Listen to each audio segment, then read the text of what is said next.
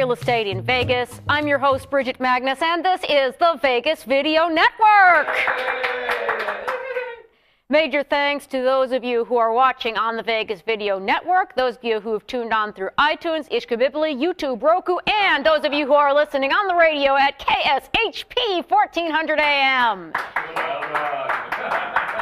Now then, if you have a question, problem, or suggestion, go ahead and get ready to send it out to us by email at gettingreal@vegasvideonetwork.com. Perhaps you'd prefer to use the telephone and call our toll-free listener hotline at 866-966-4599. We do, of course, have the live chat open right now, for those of you who are watching live, of course. If you're watching on YouTube, you're probably not going to find us on the live chat. It's just the way it is. It is a beautiful, if slightly chilly day in Las Vegas, so let's go ahead and get started with some Friday figures. Awesome. Well, I've got some good news today. All of our figures are from the GLVAR MLS system. As of this morning, we had 11,851 available units. I'd like to point out that that number has dropped below 12,000. We hope to have some fresh inventory after the first of the year. Let's face it, who really wants to list their home during the holidays unless they have to? We may also get a little bit of non-Grinch action as the banks actually go through with some foreclosures that they might have been putting off during the holidays. Of the total, the median price on single-family homes is $140,000. The median on condos is $55,000, and on townhomes, it's $80,000. Just a quick reminder that really that's not very different from last year's prices, so that's another great sign for what's going on here locally. Of our total, we've had 2,287 foreclosed properties with a median price of $106,000. We also have 5,374 short sales with a median price of about $110,000, and we also have 4,192 non-distressed properties, classic sales, regular old-fashioned owner. Median price on those is $184,000. Now, in the last 30 days, we have closed 3,775 properties. The median sales price was $108,000. The median list about $110,000. That includes, by the way, over 1,000 short sales that actually closed. It looks like the banks are finally getting their act in gear, even if they're not quite making our 90-day deadline here in Nevada. We do have 5,781 rentals available, 2,193 that have leased in the last 30 days, and the median rent on those is stable at $1,095. All right, let's move on to a little bit of news. That foreclosure fraud settlement is back from the dead like a zombie. One AG is saying that there should be something settled by Christmas. However, Senator Maria Cantwell of Washington has made it clear that she wants all of the actual fraud to be investigated before they say it's all better. Gee, isn't that funny? Let's see. I've got more great news for you. The 30-year fixed rate mortgage is down again to another new record low of 3.94%. Wow. You know, I just don't see rates being this low at the end of 2012. Just saying. I'll be really surprised if they are. And my last bit of news is that the National Association of Realtors is revising their existing home sales figures for 2007 through 2010. And that very nicely brings me to the topic of the day, those revisions. The consensus is that they're going to have to revise downward by something like 13%. Wow, that's a lot. So then, how the heck did that happen? Well, first off, I'm going to go ahead and read to you a paragraph from the press release where they tried and kind of failed to explain it. An updrift in sales projections developed over time between the fixed model for calculating sales rates and the actual marketplace, including growth in multiple listing service coverage areas, geographic population shifts, a decline in for sale by owner transactions, some new home sales trickling into MLS data, and some individual sales being recorded in more than one MLS. Diversions of the data with other housing data metrics began in 2007, so revisions through 2007 through the present will be released. All right, let me go ahead and translate that for those of you who are actually not economists. Oh, that would include me. So why is there a difference between the two numbers? Well, the first and obvious reason is there are some places where there are overlapping MLS services. For example, I don't think this is actually the case, but say Dallas and Fort Worth each has their own MLS system, and you're listing a property in Grand Prairie, which is right smack dab between the two of them. Smart Realtor is going to want to make sure that that listing is in both places, and of course, when he marks it sold, he'll mark it sold in both places, even though he only gets one paycheck out of the deal. Well, I hope he only gets one paycheck out of the deal, otherwise that'd be one heck of a scam. I need to move. No, I don't need to move there. Just kidding. So large metropolitan areas sometimes overlap. There might be competing MLS services in certain parts of the country. That's where one of the problems comes in. The next big point is estimates of the for sale by owner or FSBO sales. Basically, these don't normally appear in the MLS and have to be either estimated or hand counted through county data. Now, the National Association of Realtors is, of course, a national organization, so they don't exactly have the time to count them. They have a big theory, a model of how many they think there are supposed to be. There are, of course, other sales that occur outside of the MLS that I'm kind of lumping into that particular boat.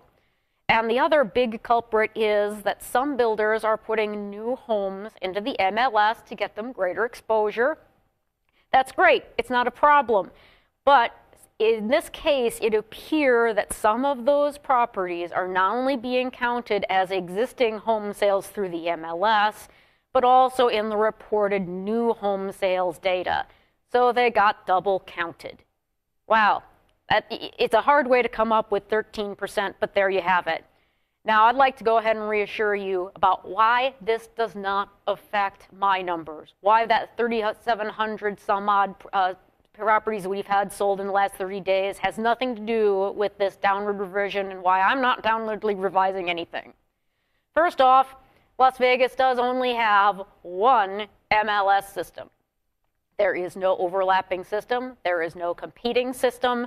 Realtors in LA are not listing Vegas properties. It is the one, the only GLVAR MLS system. The next thing is I'm not estimating anything. I'm not giving you an estimate of FSBOs, bulk sales to investors, new home sales, or anything of the sort. All I'm doing is going into the MLS, doing the search, finding out how many properties that were in the MLS actually sold. No estimates. So then what that means is my numbers are probably undercounting, because I don't have all of that data that the county has. And believe me, there are times I wonder if I shouldn't, get one of my local title guys to go ahead and get me a month-end count. But unfortunately, that data, by the time I get it, it's a little bit old and stale and not really telling you what's going on right now. And that is why I don't. So then, let's go ahead and take a short break, and we'll come back with some real advice in just a minute. Traditional media believes that after about 3 minutes, you'll tune out. Most Vegas media companies think if it doesn't jiggle, you won't tune in. At the Vegas Video Network, we think both are wrong. The Vegas Video Network is the first and only live online broadcast network that specializes in insider news and expert views about Vegas. We combine great storytelling with the ability to watch when and where you want on your computer, mobile device, or television. Discover the real Las Vegas. Visit VegasVideoNetwork.com.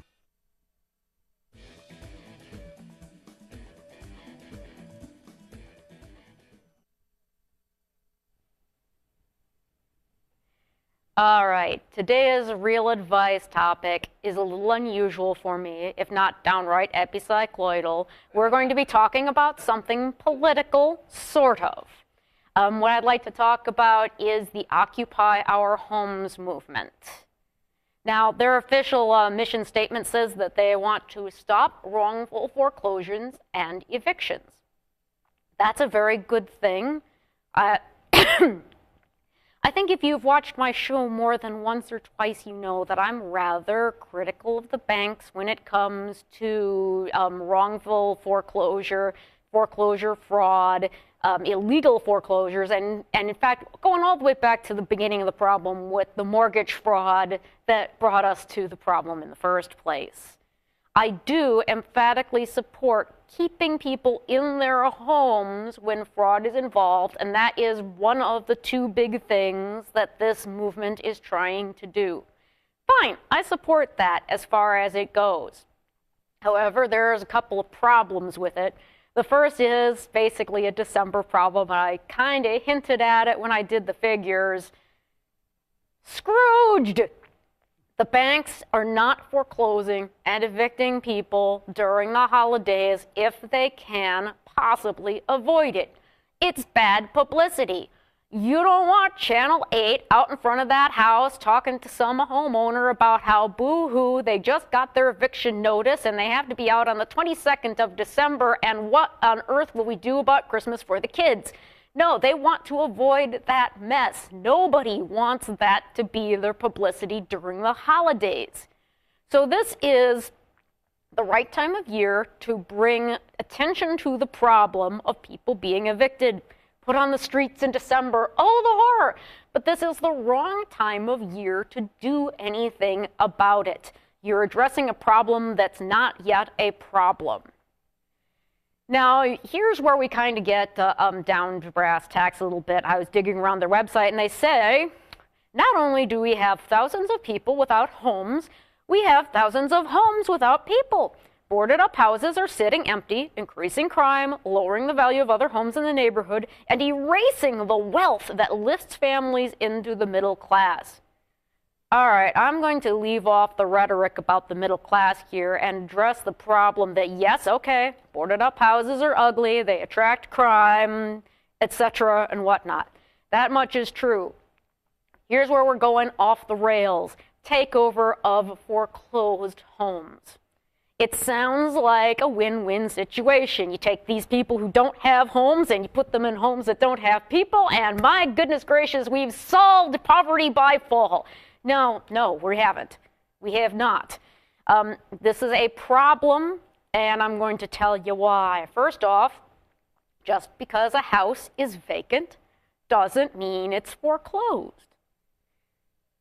Sure, maybe it's even got that notice on the door with the blue tape called a notice of default. That doesn't mean it's foreclosed yet.